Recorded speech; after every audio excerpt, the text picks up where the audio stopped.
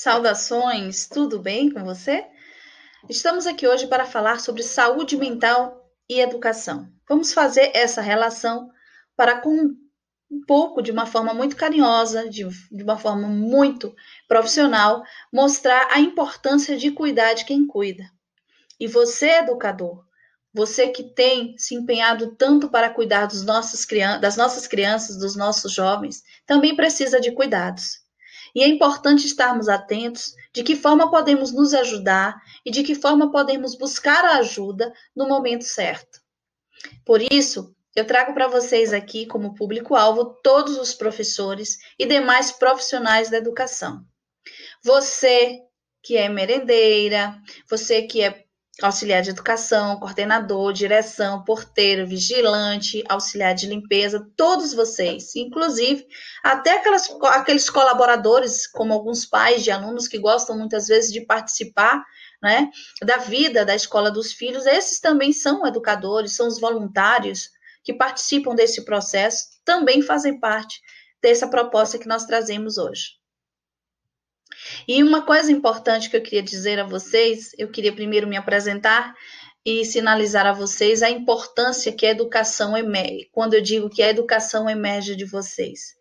A educação emerge de vocês porque é através de vocês que muito se fez e que muito se faz pela educação.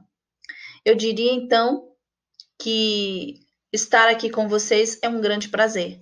Então, sou Edmara Maltei, sou consultora educacional e sou hipnoterapeuta, sou psicanalista clínica em formação.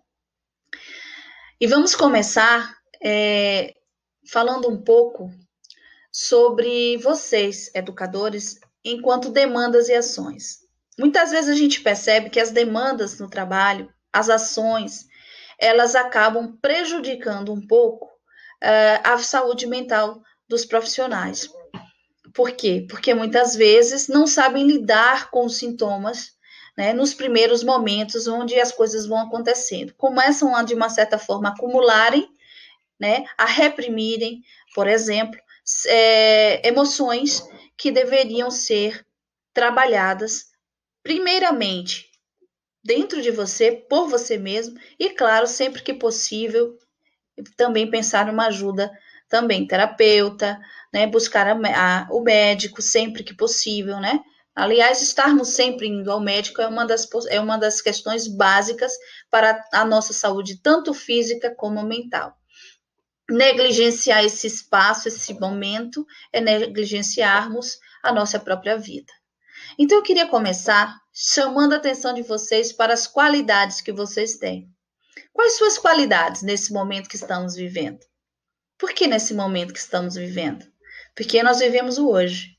Então vamos pensar nesses últimos 2 anos, em que nós estamos enfrentando aí uma pandemia, nós estamos enfrentando muitas mudanças, muitas incertezas, e eu diria sim, gente, muitas perdas.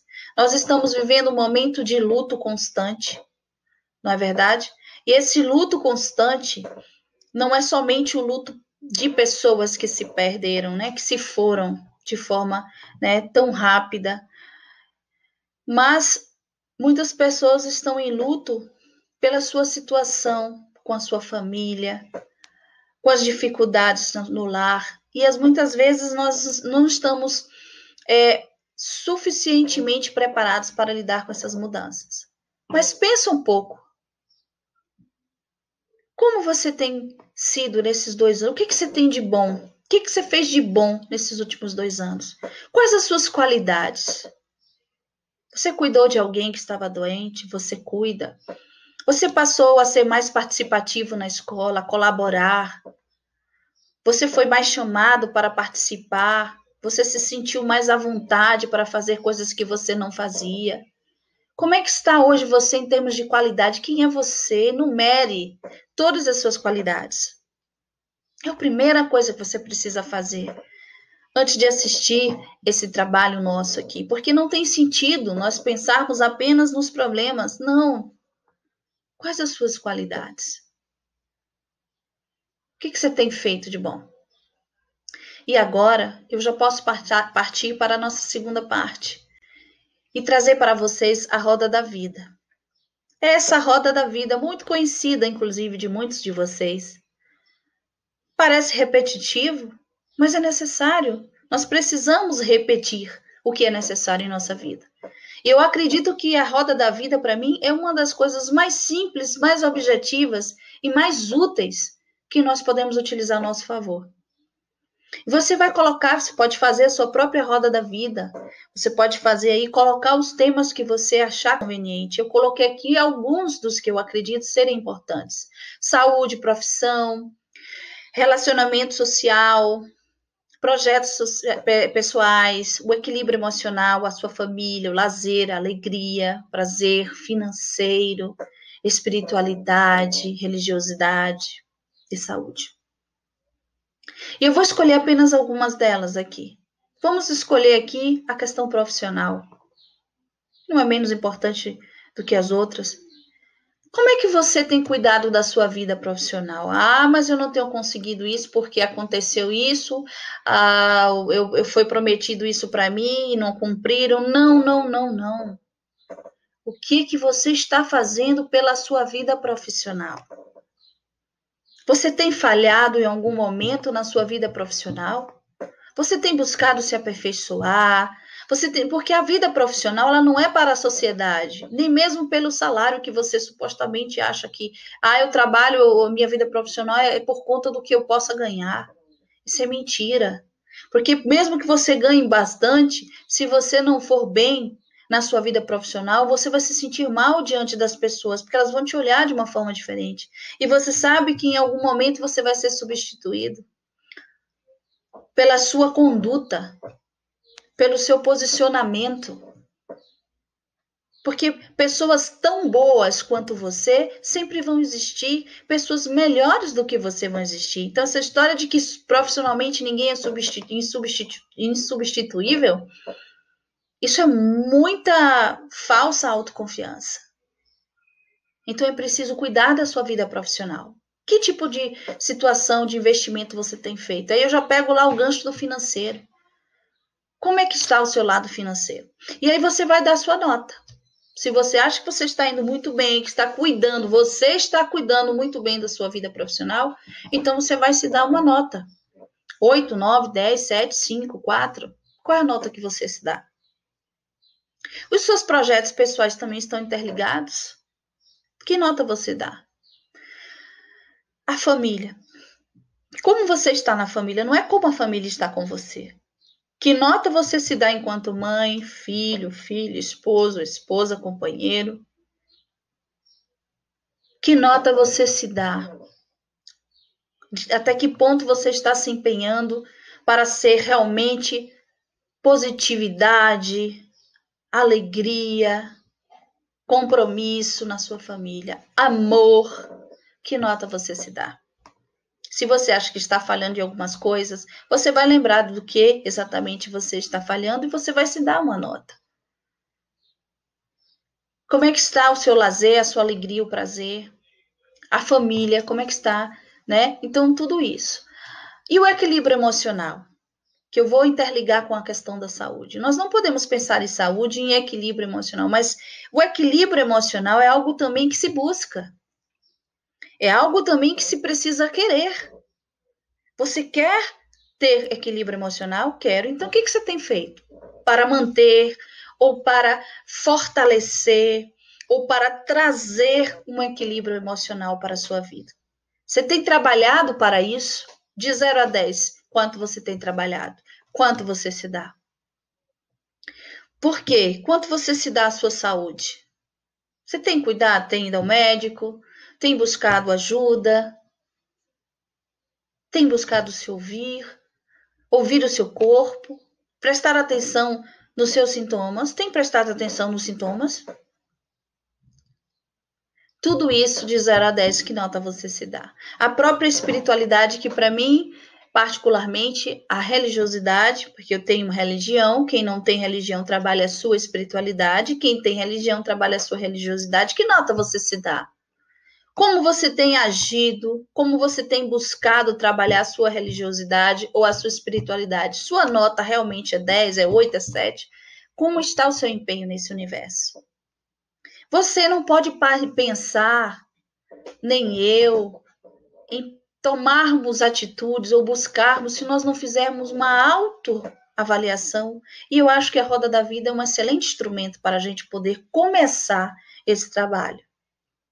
E ela deve fazer parte da sua vida. E você pode até brincar de fazer um mapa mental da sua vida. Sempre que você puder lembrar da Roda da Vida e fazer um mapa mental da sua vida. Daquilo que realmente, em termos de nota, você precisa melhorar. Nós vivemos um espaço de educação onde nós queremos transformar a nota do meu aluno em algo qualitativo. Nós queremos que a nota do nosso aluno esteja atrelada à sua verdadeira aprendizagem. E a aprendizagem verdadeira é aquela significativa, ou seja, que tem sentido, que vai ser que é útil para esse aluno. Então, a sua roda da vida precisa ser útil para você. Se você é um educador, se você solicita tanto que os nossos alunos aprendam e vivam o que aprendem, você também precisa começar a fazer isso. E logo de cara, muitos sintomas já vão começar a desaparecer, porque você vai perceber quem você é e como você está. Agora, vamos entender um pouquinho agora sobre saúde mental. Olha, gente, a Organização Mundial da Saúde, ela traz uma definição muito importante sobre saúde. Ela diz que a saúde é um estado de completo bem-estar físico, mental e social. E não consiste apenas na ausência de doença ou de enfermidade. Então, saúde não é somente a ausência de doença ou de enfermidade. Muitas vezes você não está necessariamente com uma doença biológica, uma doença no seu corpo, mas você pode estar sim com alguma questão social, alguma questão mental, sim. Porque você está inserido dentro desse contexto, você não é só corpo, né? E é importante entendermos que eu só vou buscar ajuda se eu estiver no último grau.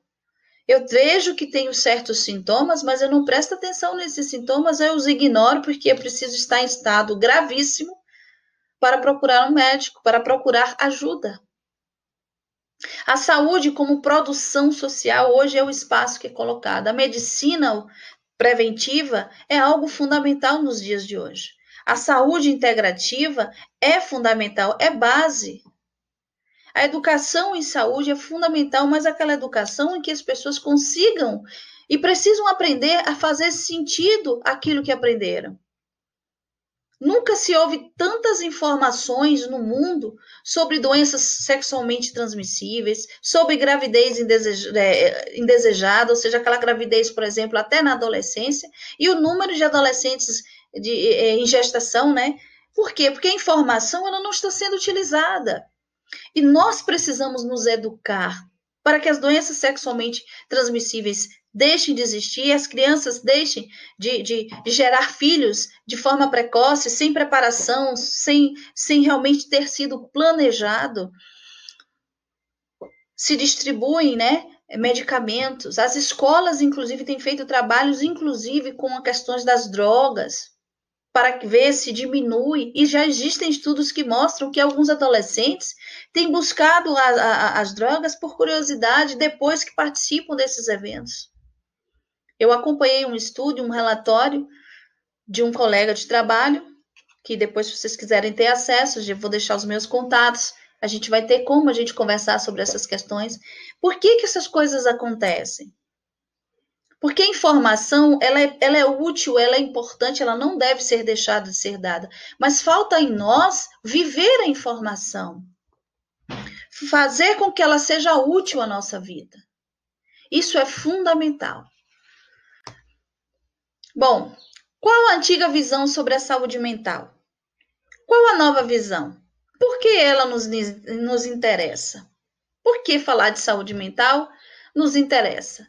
Bom, primeiro, qual é essa antiga visão? Quando a gente fala da antiga visão na saúde mental, a gente lembra muito da psiquiatria. Sim, é importante fazer essa ressalva. Porque a psiquiatria, hoje, ela, de uma certa forma, ela entende aquela expressão que se usava muito, né? A pessoa precisou de cuidados de um psiquiatra, de um médico psiquiatra, é porque ela está louca. Então, as pessoas por exemplo, elas eram diagnosticadas com transtornos mentais e elas eram trancafiadas. Existiam duas possibilidades, que era o trabalho estarem presas em locais, ou seja, elas eram isoladas do convívio social, e medicação. Essas duas vertentes, com o passar dos anos, vêm sendo substituídas, e aí entra a nova visão através da reforma psiquiátrica. O psiquiatra italiano Franco Basaglia, ele propôs justamente essa reformulação no conceito de loucura. Ele mudou o foco, propondo o quê? A mudança do foco da doença e colocando dentro de questões de cidadania e de inclusão social. O próprio OMS traz essa abordagem, que a saúde mental é um estado de bem-estar, no qual o indivíduo, o sujeito, ele percebe as suas habilidades. Então, eu e você, nós percebemos as nossas habilidades e nós sabemos lidar, inclusive, com os estresses cotidianos. Quem na educação não sabe o que é um estresse cotidiano? Os conflitos que vão existindo, as dificuldades que vão acontecendo. Mas nós conseguirmos trabalhar produtivamente, mesmo diante desses estresses cotidianos, respeitando as nossas habilidades e conseguindo contribuir para uma comunidade, nós estamos, sim, muito bem com a nossa saúde mental. Então, essa definição da OMS de que a saúde mental, ela permite que o sujeito tenha suas habilidades próprias, ele perceba elas de uma forma positiva. Eu sei fazer isso, eu sou bom nisso. Ele consegue desenvolver isso mesmo ele estando em conflito ou diante de um estresse. E ele ainda contribui para a comunidade que ele trabalha. Isso é muito importante. E nos interessa essa visão, porque, gente, quando se fala em saúde mental, não se envolvem apenas responsabilidades coletivas. Não se tratam apenas de políticas públicas, não se tratam apenas de ter uma equipe pedagógica na escola que respeite as nossas diferenças, as nossas semelhanças, que trabalhem conosco. Não, a maior de todas é individual. Então, a responsabilidade coletiva, ela existe, precisa existir, mas a maior de todas, a responsabilidade é nossa, é individual. É o cuidado que você precisa ter com a sua saúde mental. Isso implica em você buscar qualidade de vida, participar da comunidade, trabalhar e desenvolver suas potências. Isso é importante, né? Por exemplo, um dependente de drogas, uma pessoa inadaptável, né? Por inteiro, ela ainda precisa. Ela não é mais rotulada e nem etiquetada e separada, não. Ela tem que fazer parte, certo? Ela tem que fazer parte da interação social, porque hoje é possível encontrarmos caminhos mais eficientes. Hoje já existem caminhos sensíveis para ajudar essas pessoas no seu sofrimento psíquico. O sofrimento psíquico é algo que pode atingir qualquer pessoa. Então, é preciso termos empatia, é preciso termos sensibilidade diante do sofrimento psíquico. E para que isso dê certo, é importante, sim, que entre nessa roda de luta os familiares e, dentro do nosso ambiente de trabalho, os nossos colaboradores, os nossos colegas de trabalho, para que haja afeto, para que haja compreensão e paciência. Sem afeto, compreensão e paciência, quando chegar a nossa vez de termos e precisarmos disso, nós não vamos ter. Então, nós precisamos dar o afeto, dar a compreensão, dar a paciência, porque no momento da nossa vida também vamos precisar. São esses pontos que fazem com que nós tenhamos o nosso bem-estar no trabalho. As relações interpessoais conseguem ser positivas. Nós conseguimos ter e fortalezas também pessoais, nos fortalecendo cada vez mais. A nossa filosofia de vida no trabalho também tende a ser crescente, a ser pessoal, a ser menos sofrida. E o nosso empoderamento no trabalho, sem essa de que eu só posso fazer isso porque eu tenho essa função na escola e fulano só pode fazer aquilo porque ela tem essa função. Claro que precisamos respeitar, sim, a formação, porque nós sabemos que as habilidades, certas habilidades requerem de nós tempos de estudo. não é? É por isso que as pessoas geralmente estudam, fazem faculdade, outras se aperfeiçoam no mesmo ensino fundamental, elas adquirem sua habilidade na cozinha, outras, né, como vigilante, que tem que fazer seus cursos também para aprender a lidar um pouco, mas nós estamos falando de humanidade, e isso é fundamental nesse processo. Agora eu queria falar com vocês um pouco sobre o esgotamento emocional. Você está se sentindo bem? Olha a figurinha. Tranquilo. Olha, gente, o nosso corpo ele sempre fala. Por isso que eu pergunto: quem sou eu e como eu estou agora? Agora é o momento de você pensar nos seus sintomas, de você fazer uma retrospectiva de quais sintomas hoje está fazendo parte da sua vida emocional. Você tem algum problema com esgotamento emocional? Ele pode estar ligado, sim, a patologias. A gente estuda muito isso na psicossomática, ou seja, você pode ter sintomas que sejam decorrentes de uma medicação por conta de uma doença ou da própria doença que foi diagnosticada pelo médico, o médico faz o diagnóstico, né? E aí você começa a perceber os efeitos colaterais de uma medicação ou até mesmo os efeitos da própria doença, mas também o contrário. O seu esgotamento emocional, a sua exaustão física, a sua insônia, a sua irritação, a sua falta de motivação, o distanciamento afetivo, a perda de memória, a falta de concentração estão interligados às suas emoções, ao seu esgotamento emocional. E isso precisa ser muito bem trabalhado. Talvez a sua falta de energia precise de atenção mediante cuidados médicos. Por quê? Porque essa falta de energia, o médico ele vai fazer os exames e ele precisa descartar as possibilidades. Quando ele descarta todas as possibilidades mais graves, ele pode simplesmente, inclusive, indicar a você uma terapia. E uma terapia pode realmente ser a necessidade. Fora isso, ele pode te indicar um acompanhamento com um nutricionista, porque você precisa se organizar na sua alimentação, ou ele próprio pode fazer esse trabalho. Ele pode solicitar que você volte a fazer atividades físicas com acompanhamento. Então, é importante estarmos atentos a essas questões. Não adianta simplesmente sentar e ficar dizendo, estou sentindo isso, ninguém olha para mim, ninguém vê, ninguém pensa no sofrimento. Cuidar de quem cuida, na nossa proposta, é você cuidar de você.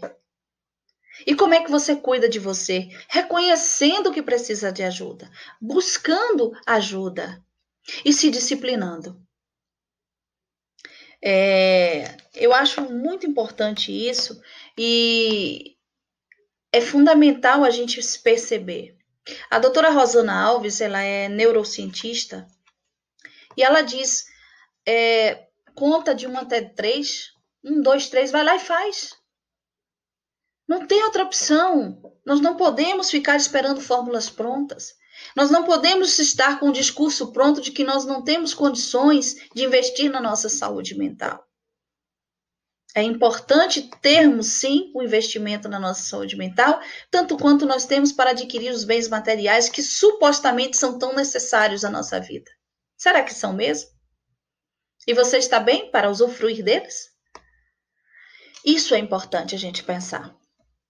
Então, gente, a estafa mental, por exemplo, é um outro exemplo que eu trago para vocês. Ela pode, por exemplo, estar relacionada à diminuição do apetite sexual, à falta de ânimo, à sua irritabilidade. Pessoas no mundo da educação que vivem conflitos diários, às vezes entre alunos, veem situações delicadas. Nós estamos acostumados a ver situações muito delicadas. Então, a irritabilidade tem feito parte da minha vida, o choro fácil tem sido parte da minha vida na educação, nesse processo de trabalho, a insônia, a constante tristeza, a angústia. Existem pessoas que quando chega ao seu processo de estafa, o seu limite, começa a ter problema de hipertensão arterial, síndrome do pânico, fobias começam a surgir, estresse, né?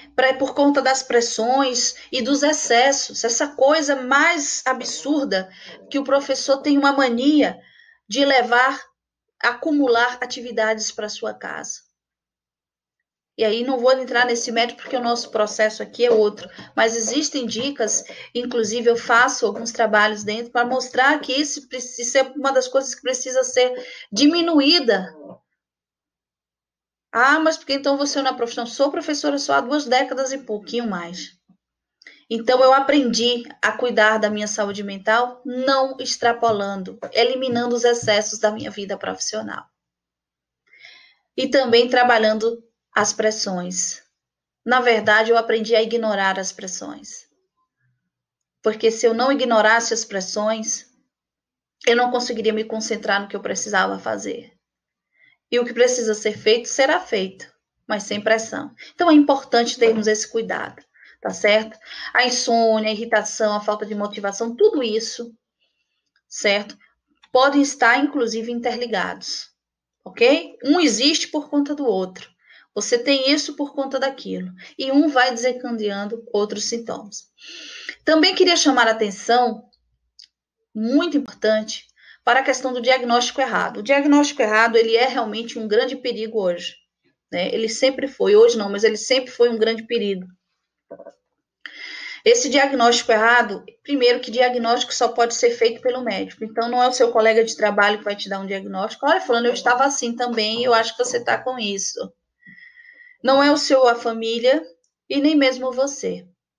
O diagnóstico ele é feito pelo médico. Se você faz terapia, por exemplo, o seu terapeuta ele percebe e ele faz um prognóstico. Ele pega esse prognóstico e solicita que você encaminhe para o seu médico. E o seu médico devolve com um diagnóstico, porque somente o seu médico verá a necessidade de encaminhamentos, como medicações, tratamentos, como cirurgias, e etc. Então, existem coisas que somente o médico pode e deve fazer, mas é preciso ter esse reconhecimento. Outra coisa gravíssima que muitas vezes acontece e a gente precisa se atentar dentro desse diagnóstico errado. Gente, cuidado. Muitas vezes isso já aconteceu muito comigo na minha vida. E eu acho que é importante que vocês entendam que isso é comum, mas não pode ser algo correto, algo ser, isso é normal. Não, não é normal. Quando nós dizemos que a causa do nosso problema está justamente no meu trabalho. Quantas vezes eu chego em casa e apresento, vou me percebendo no meu contexto familiar, saí da escola, só estou assim por causa da escola. Aconteceu isso, eu estou assim. E às vezes o problema não está na escola, às vezes o problema, ou aqueles sintomas surgiram, não foram na escola, ele ali se apresentou mais uma vez. Na verdade, ele é recorrente. E ele veio de outras situações que você vive na sua família, na comunidade que você vive, ali no seu bairro, no seu relacionamento com outras pessoas, você desenvolve sintomas e que vira e volta quando talvez você seja provocado em uma determinada situação, seu inconsciente, ele traz aquela reação, ele provoca a defesa. E como defesa, você pode se irritar, como você pode entrar em crise de choro. Então, cuidado, porque muitas questões estão diretamente ligadas ao nosso inconsciente. E vou dizer mais, cuidado, porque muitas questões, muitas situações que nós vivemos na fase adulta surgiram na infância. Trazemos de lá, da infância, algum tipo de trauma, ou por conta do que foi vivido na infância, desenvolvemos algum tipo de neurose ou neurose. Não é nada demais, tudo muito normal dentro das nossas limitações, mas que precisam de cuidados especiais. Por isso que nós estamos falando aqui da importância de cuidarmos da saúde mental. Então, indiscutivelmente, o descanso é algo fundamental nesse processo, né? Então, tenham muito cuidado, porque o diagnóstico errado, ele traz muito sofrimento. Agora, nós vamos falar de algo que eu considero muito importante. Eu trouxe para vocês aqui apenas algumas estratégias que eu considero importante para a gente poder começar a amadurecermos em termos de cuidados com a nossa própria saúde mental. Quando a gente entende certas coisas, a gente começa a agir de forma diferente, a se policiar melhor e a gente para de querer que os outros façam aquilo que muitas vezes precisa que nós façamos primeiro. Trabalhar o reconhecimento. Freud, ele disse que tudo que tem em mim, tudo que tem em você, emana de 2 motivos. A necessidade sexual, que é uma outra temática que abordaremos em outro momento, e o desejo de ser grande, que é o que eu quero citar aqui. Sim, Freud diz que nós todos temos o desejo de ser grande. E aí vem o filósofo americano John Dewey, e ele diz o seguinte: a mais profunda solicitação da natureza humana é o desejo de ser importante. Imaginemos aqui então este palco e você aí no centro deste palco. Ah, não, isso é narcisismo, isso é querer aparecer. Não, gente, todos nós temos essa necessidade. Nascemos com esses desejos. Quando eles não estão de forma equilibrada, é aí que precisa. Quando ele é de mais ou quando ele é de menos, é preciso cuidar, porque pode ser problema de autoestima e pode ser o narcisismo e o exagero de querer ser melhor do que os outros. Mas todos nós temos sim o desejo de ser grande, o desejo de sermos importantes. E eu diria, humildemente, digamos assim, parafraseando com esse dizer de Freud, eu diria que ele só está dizendo assim: olha, todos nós temos o desejo de ser útil. Você, na sua escola, na sua função aí, quando você faz a merenda do aluno, quando você está ali na portaria, você sente a necessidade de ser útil a tal ponto que você gostaria sim que alguém te dissesse: nossa, hoje você caprichou, sua comida saiu gostosa. Olha, fulano, parabéns pela sua atitude. Você realmente é um vigilante empenhado, você é um professor empenhado. Olha, e nós temos essa necessidade de nos sentirmos importantes. E é justamente o reconhecimento que precisa existir. Mas nós precisamos trabalhar o reconhecimento. Para que a gente cuide da nossa saúde mental, existem questões que precisam ser levadas a sério. Então, o reconhecimento é fundamental. Reconhecer o outro, mas reconhecer a si mesmo. Fernando Pessoa tem um poema que diz assim: para ser grande, ser inteiro, nada teu exagera ou exclui. Ser todo em cada coisa, põe quanto és, no mínimo que fazes. Assim, em cada lago, a lua toda brilha, porque alta ela vive. Então, gente, esse poema, ele é simplesmente dizendo a você: você é importante. Mas faz o teu pequeno, faz o teu mínimo. Nem exagera, nem exclui, apenas faz o que tem que ser feito de uma forma bacana. E esse desejo de consideração, né, é muito presente na vida das pessoas. Então, a gente muitas vezes, quando a gente deixa de reconhecer o outro, a gente deixa de considerar o outro, ou a gente deixa de considerar, nós vamos trazendo desequilíbrios mentais que vão sendo alimentados, atitudes impulsivas, porque a falta do reconhecimento me faz tornar uma pessoa, eu vou colocar entre aspas, dura, uma pessoa impulsiva, reprimida. Eu começo a reprimir todos os meus sentimentos, as minhas falas, eu não interajo mais com os meus colegas, porque eu já fiz demais pela educação e hoje eu não aguento mais não ser reconhecida, cansei. E nós vamos nos emaranhando desse tipo de argumento, nós vamos ficando recalcadas, nós vamos, né, o que pensar? Então, são situações que nós precisamos rever, porque nós precisamos muito do poder da apreciação. É preciso apreciar tudo que nós fazemos. É preciso apreciar o trabalho do outro. Por isso que nós precisamos da apreciação. Por isso que nós precisamos também do encorajamento. O encorajamento nos faz tão bem, a apreciação também nos faz tão bem. Então, imaginemos a seguinte situação: uma crítica dos seus superiores. Como é que você se comporta quando o seu superior, quando o seu chefe, ou quando uma pessoa que está ali tendo aquela responsabilidade de acompanhar o seu trabalho, ela faz uma crítica a algo que você fez. Isso te incomoda? Não te incomoda? Como é que você reage? Muitas vezes nós levamos as situações para um lado tão pessoal, que é daí que começa a existir os conflitos. Então a pergunta é: como você reage quando alguém te critica aí no seu ambiente de trabalho? Te chama a atenção de uma forma: olha, fulano, isso aqui não saiu bacana. É preciso que você reveja isso. E você? Quando você critica alguém, como você faz isso?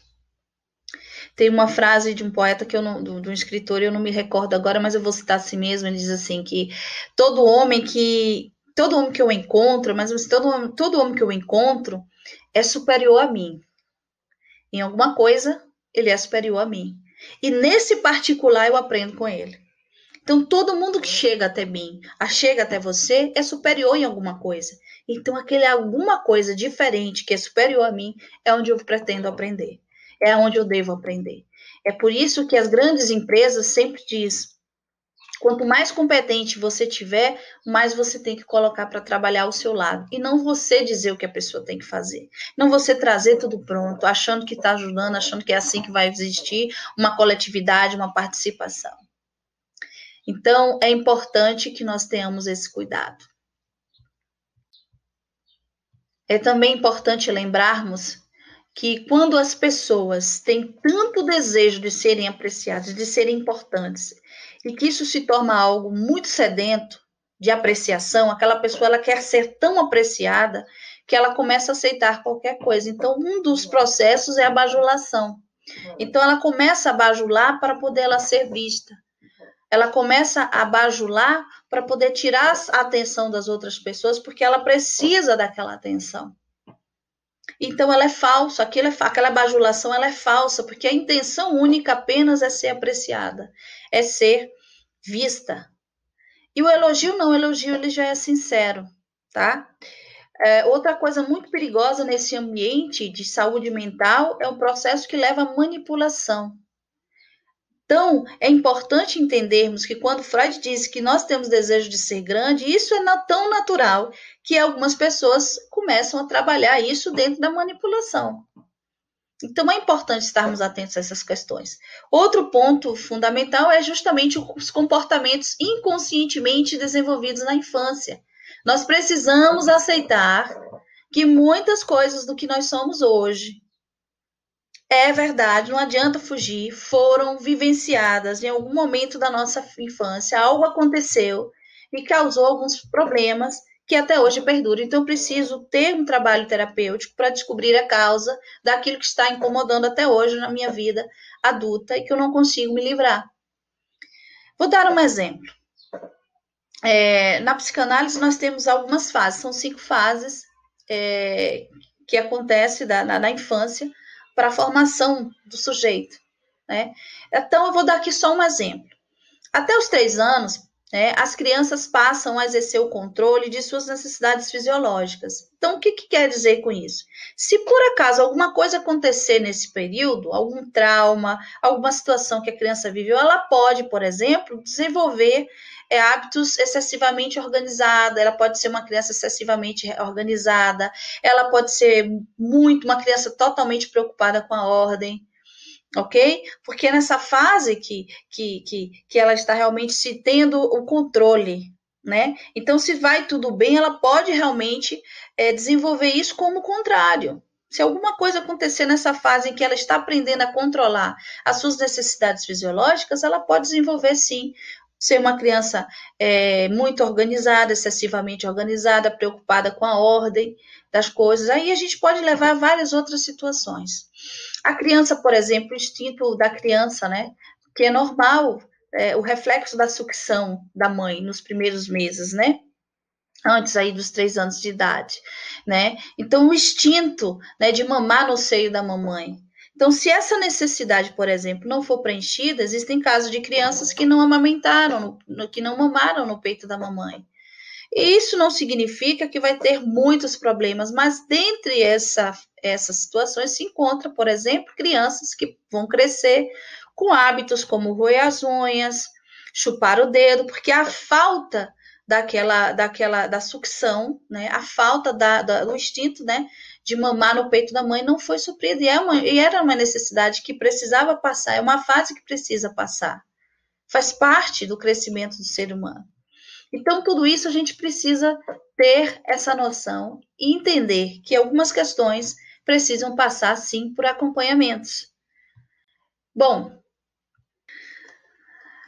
agora, é possível, sim, transformar problemas tão grandes. Quer dizer, na nossa cabeça, eles são grandes, né? Então, eu peço que você agora retome a sua roda da vida. Você vai olhar para aquela roda da vida que você ou mentalizou algumas notas, ou você aí foi e escreveu num papel. E eu tenho que perguntar, como realmente é a sua posição diante disso? Uma coisa é o que você detectou, uma coisa é a sua posição diante disso. Há qualidade de vida na sua vida hoje? Do que depende essa qualidade de vida? Você participa em meio à comunidade para o fortalecimento de si mesmo, porque as convivências são necessárias. Até para o fortalecimento de nós próprios. O que você tem aprendido? O que você tem ensinado? O que você tem partilhado? Que tipo de distanciamento você vai precisar tomar na sua vida? Que tipo de aproximação você vai precisar tomar na sua vida? E o seu trabalho?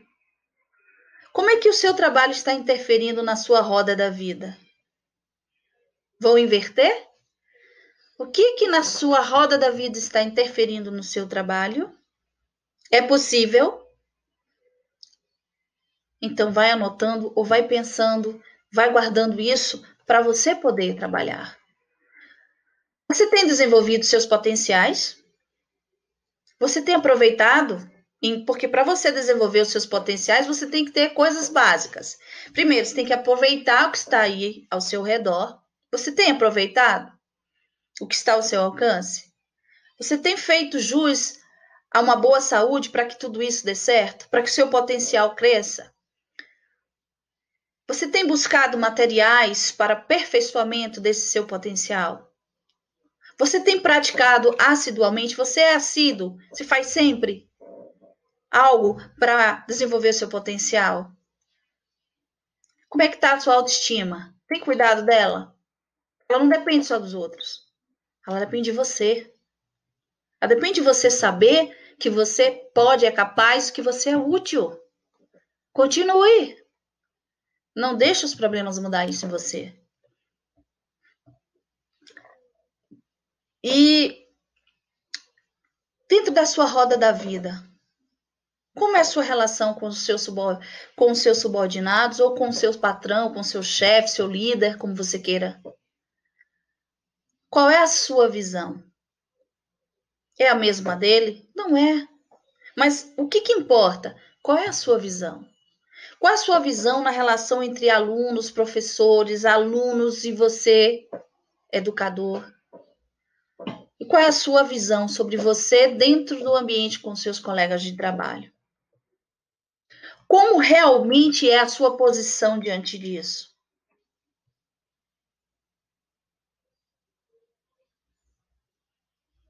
Então, são reflexões que são fundamentais. A autoexpressão é uma necessidade dominante na natureza humana. Não adianta fugirmos disso. Todos nós temos a necessidade de nos expressarmos. Então, de repente, essa ideia que você apresentou a outra pessoa, para ela participar, convide para ela participar da construção.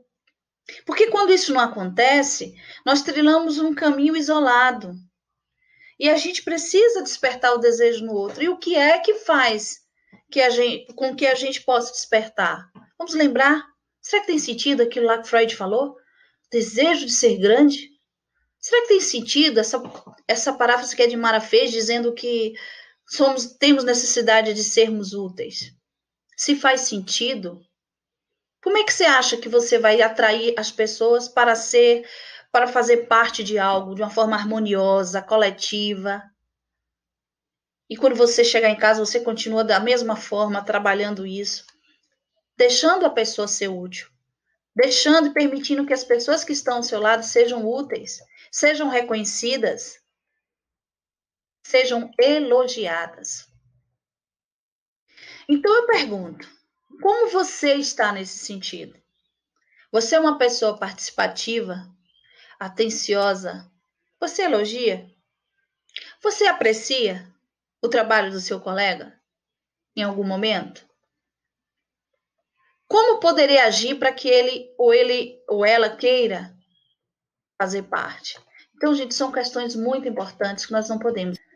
Dale Carnegie, ele trabalha em alguns de seus livros, motivação, e tem um livro dele que diz como fazer amigos e influenciar pessoas. Eu acho muito interessante quando ele diz assim, que nós devemos dar motivos para as pessoas agirem.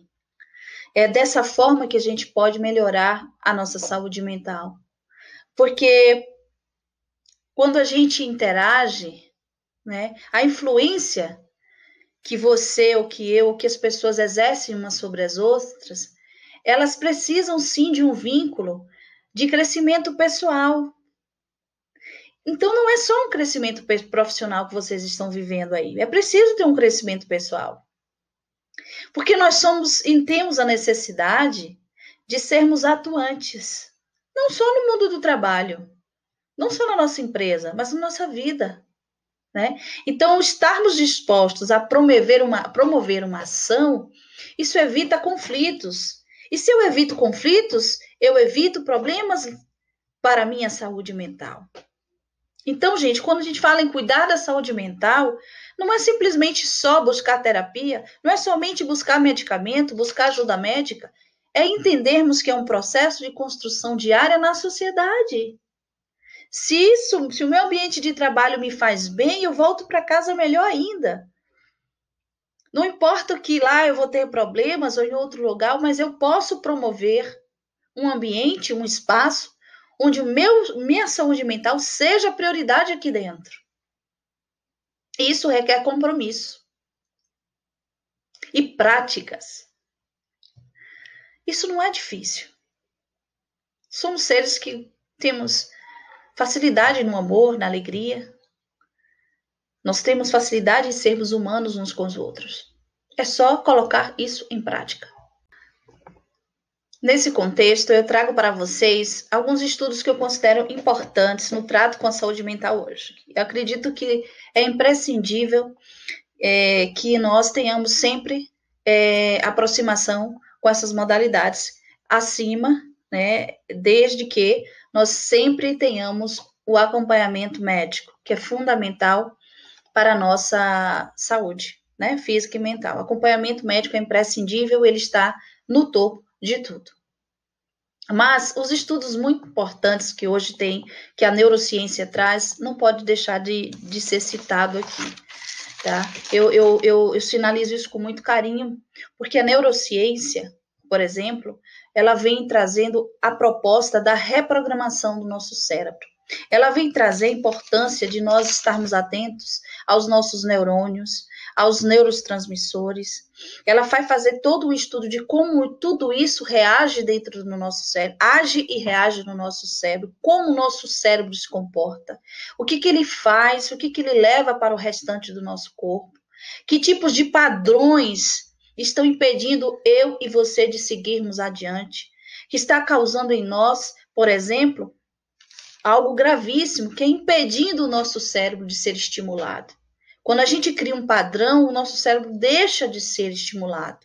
Então, é preciso estar sempre provocando o cérebro, trazendo outras buscas e eliminando os padrões, não fechar nossa vida, tá? Então, situações como a preguiça, não, eu estou estressada, eu estou cansada, e muitas vezes não é, você está com preguiça mesmo.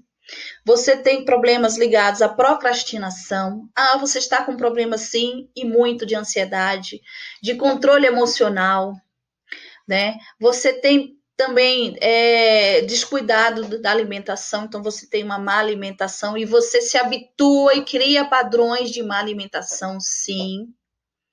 Vícios, distrações, existem N padrões de distrações, como o uso excessivo de celular e jogos. Hábitos que nós temos são padrões que também podem prejudicar o estímulo do nosso cérebro. Ele parou de estimular, virou um padrão, virou uma coisa, um hábito. Comportamentos. Então, por exemplo, quando eu ou quando você, nós chegamos em casa, tem pessoas que, né, geralmente os adolescentes chegam em casa e vão jogar. Ou então nós mesmos tomamos um banho, vamos descansar, relaxar, vamos assistir sempre um filme em tal local.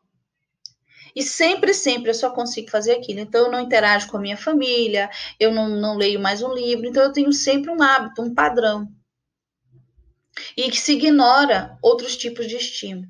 No caso da procrastinação, que é muito comum, inclusive, quando as pessoas estão muito cansadas ou com problemas que podem também ser falta de estímulo do cérebro, mas também podem ser problemas ligados ao que eu disse, a sintomas, as doenças. Algum hormônio, alguma enzima que falta no seu organismo, algum problema em algum neurotransmissor, né? Então, é importante nós termos esse cuidado. Então, a procrastinação, por exemplo, é quando você, conscientemente ou inconscientemente, você começa a adiar as coisas. Você começa a adiar o cumprimento de uma tarefa, algo que precisa ser feito, você não faz. Você vai adiando. Você sabe que tem que fazer, mas você não é capaz de fazer ainda, né? Então, eu vou fazer isso, vou fazer isso, a partir de amanhã eu vou fazer isso, eu vou fazer aquilo, e a gente não consegue fazer. Então, isso chama procrastinação. Isso é muito bem estudado também, dentre N possibilidades na neurociência, tá? Outra coisa muito grave que nós precisamos e que a neurociência traz respostas muito importantes, a psicanálise também traz respostas muito importantes, a recompensa imediata. Nós temos a tendência de querermos resposta imediata. Muitos assistiram esse curso, essa palestra, vamos dizer assim, aguardando uma fórmula de como melhorar a minha saúde mental. Então, a recompensa imediata é tão grande, o desejo de ter recompensa imediata, que a gente acaba criando padrões. A gente fica preguiçoso, a gente não quer lutar, né? E assim, alimentamos inclusive o id e o id, né? O ego e o id, o ego e o id. E a gente precisa entender que nós não podemos viver a vida empurrando as coisas. Porque eu já estou velho, porque eu já tenho muitos anos na educação, eu não aguento mais. Isso não pode ser o motivo da nossa existência. Esse ano que não acaba mais, quantas vezes a gente diz isso? Esse ano que não acaba mais, minhas provas são as do ano passado, eu nunca produzo, eu sempre estou buscando repetir as mesmas provas. Eu nunca crio as minhas provas, eu nunca faço provas novas a cada ano, eu aproveito as que eu tenho. Os exercícios que eu coloco ali são sempre os do livro, nunca pesquiso outros. Eu ando exausta, eu vou para a escola sem vontade, tudo isso é muito comum. E você não tem que se culpar, você só precisa escolher. Se o seu caminho vai continuar sendo esse, você vai adoecer. Sim, a sua saúde mental estará comprometida, não tem outro caminho. A psicanálise eu trago como que é a minha linha de pesquisa, né? Minha linha de trabalho. A maioria das emoções e dos impulsos está escondido, sim, no nosso inconsciente. Então, gente, muitas emoções que nós estamos colocando para fora, digamos assim, elas estão, as suas causas, principalmente as que são prejudiciais, as suas causas estão no nosso inconsciente, boa parte delas. Algumas conscientemente conseguimos, sim, resolver, entender e compreender, outras precisamos resposta porque está no inconsciente, é preciso trazer para o consciente e daí sim trabalhar essa realidade. Buscar a causa do sintoma, dar significado ao significante. Isso é uma forma. E não esquecer que existem hoje a psicoterapia. Eu quero deixar isso muito bem claro e acho isso muito importante, porque as pessoas vivem hoje acreditando que tudo é psicoterapia. E nem sempre a psicoterapia é a solução. Às vezes, sim, na maioria das vezes, você precisa ser acompanhada por um psicanalista, por um psicólogo ou até mesmo pelo médico. Porque a psicoterapia são ferramentas que vão te auxiliar no processo de acompanhamento na busca da saúde mental. E nem sempre a psicoterapia está ali para mudar questões mais comportamentais. Então, por exemplo, se você está realmente com muita dificuldade, se está com um problema muito sério com fobia, por exemplo, é possível, através da psicoterapia, buscar, sim, amenizar, tratar esse problema, desde que você vá buscar a causa de onde surgiu, de onde começou essa fobia, porque muitas vezes você resolve por um tempo e depois, em outro momento na sua vida, a fobia volta a aparecer. Então é preciso termos essas visões, termos estes cuidados. Como hipnoterapeuta, por exemplo, a hipnose ela é uma terapia útil, importante, tem ajudado muitas pessoas na dor, em casos envolvendo a dor, né? Insônia, mas tudo também precisa ter um sentido, não pode ser feito aleatoriamente, simplesmente de qualquer forma. Então, não é simples assim. Então, a terapia, a hipnose, para ela existir, é preciso que haja também um acompanhamento médico. A pessoa precisa entender que precisa de ajuda médica. Não tem lógica e sentido nós trabalharmos com a hipnose, que é uma das ferramentas utilizadas entre a psicanálise. A psicoterapia é uma outra ferramenta e são várias técnicas. Cada um segue uma diferente, aquela que se adequa mais, e cada paciente, cada pessoa tem a sua modalidade. Às vezes a hipnose não vai servir para uma pessoa. Primeiro, porque ela não acredita. Segundo, porque ela pode achar que aquilo vai prejudicar, então ela não vai. Então é preciso termos esse cuidado. E são ferramentas úteis e importantes. E para finalizar o nosso trabalho, eu queria falar um pouco, em termos de considerações já, sobre a importância dos vínculos na nossa vida. Os vínculos são fundamentais quando o assunto é saúde mental. E os vínculos, eles são importantes e precisam ser entendidos como se dá em você. Então, vínculos como ódio, amor, conhecimento, reconhecimento, são importantes e eles estão sim ligados. Essa proposta, essa ideia, esse conceito de vínculo, vou trazer ele dentro da psicanálise. O vínculo dentro da psicanálise é aquilo que ata, é aquilo que aperta, né? Vamos dizer assim. Ele estabelece uma relação lógica ou de subordinação. Lá na gramática eu diria assim, também aquela que ata, que liga, que aperta, né? Enfim. Mas dentro da psicanálise existe sim uma relação lógica e também de subordinação. Mas também existe uma ligação afetiva que envolve duas ou mais pessoas. E essa ligação afetiva, ela acontece, gente, o tempo inteiro, né? E muitas pessoas imaginam que vínculo é quando você tem uma relação muito próxima. Vínculo é quando você está diretamente se relacionando com alguém, ou seja, vocês estão trabalhando na mesma escola e vocês vivem vínculos, vocês estão em um processo de vínculo o tempo inteiro. Há outras pessoas, não, eu tenho mais afinidade com um, com o outro, eu não me aproximo muito de certas pessoas, então, não, isso também é um processo de vínculo. Porque vocês estão em processo de relacionamento. E na psicanálise, o vínculo ele tem essa relação voltada para os objetos internos, são coisas mais internas. É o que a psicanálise traz como intrasubjetivo. E que tem, sim, relação direta com o espaço psíquico. Por isso que a saúde mental tem relação direta com os vínculos que nós trazemos para a nossa vida. Esse intrasubjetivo, né? A psicanálise das relações objetais. Então, é muito importante entender que esse ato de vincular, ele vai gerar, por conta disso, acreditem, é assim, vocês vão ver que é assim.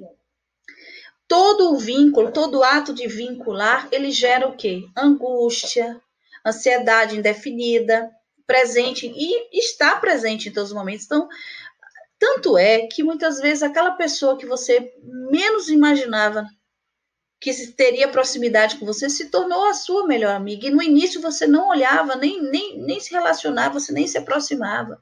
Você criou uma certa distância. E com o tempo, as relações permitiram. Zimmermann, ele traz, então, essa proposta muito interessante, que fica fácil da gente entender, em que o vínculo é uma estrutura, sim, relacional emocional entre duas ou mais pessoas. Então, aí na sua equipe escolar, no seu trabalho, essa relação é emocional, sim.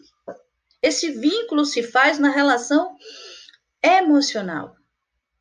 Por isso que o amor, o ódio, o conhecimento e o reconhecimento, eles estão em processos de transformação. Uma hora você odeia, outra hora você ama, uma hora você ama, outra hora você odeia. Como é que se processa isso? Então, cada tipo de vínculo, seja ele o amor, o ódio, o conhecimento e o reconhecimento, vão estar conectados entre si, eles são inseparáveis. Nós não podemos pensar no vínculo sem essas modalidades. Eu acho interessante essa visão de Zimmermann, e ela é aceita hoje por muitos estudiosos da área da terapia psicanalítica. Então, nós precisamos compreender a nós mesmos. Isso é o ponto-chave, é nós conhecermos a nós mesmos. E nós vamos passar a vida inteira tentando fazer isso. E é importante, porque é importante você saber se você finge gostar ou se você gosta realmente. É interessante você se perguntar se você se interessa realmente pelas pessoas ou se você só se interessa por aquilo que te agrada.